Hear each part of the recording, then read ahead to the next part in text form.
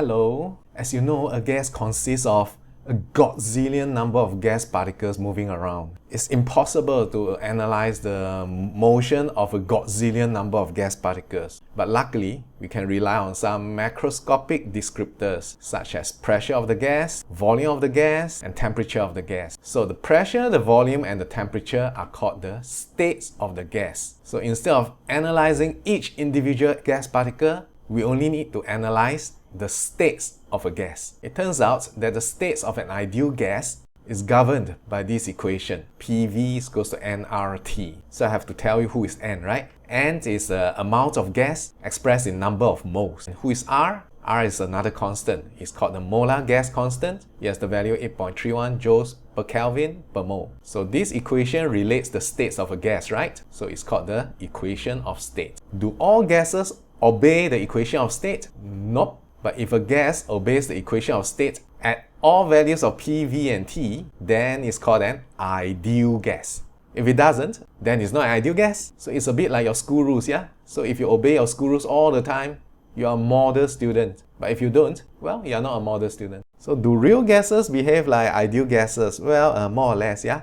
Especially if the pressure is not too high. So that makes the equation of state quite useful. Now sometimes we'll express the equation of state like this. PV is equals to nKT. So who is big N? Big N is the amount of gas but expressed in terms of the number of molecules in the gas.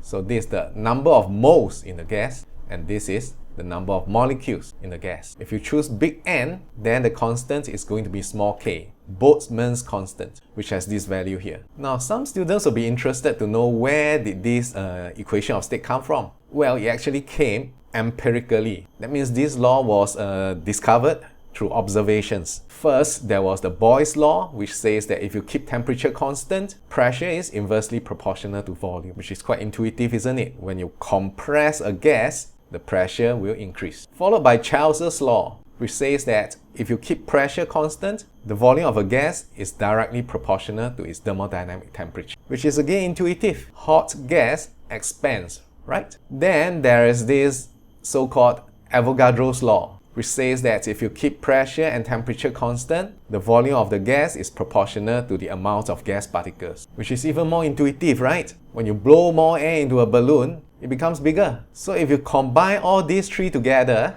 you realize that the volume of a gas is directly proportional to N and T, but inversely proportional to P. Rearrange this thing and then stick in a constant of proportionality, and ta-da, you get the equation of state. Now, I think I've made the discovery of the equation of state sound a bit too trivial, yeah? But of course, it was a very remarkable discovery. Remember, they were still trying to figure out what temperature is all about, you know? The Kelvin scale was not invented yet. And also, not all gases they were working with were behaving like ideal gas. So, good job, Boyce, Charles, and whoever. But as far as exams are concerned, students usually don't find much difficulty with the equation of state. Most of the time, it's just a simple plug and play. Maybe I'll just remind you that you have to plug in the temperature values in Kelvin. Yeah, you must remember to convert from degrees Celsius to Kelvin. So just go and do a few example problems, and then we'll move on to the next sections. See you, ta-ta!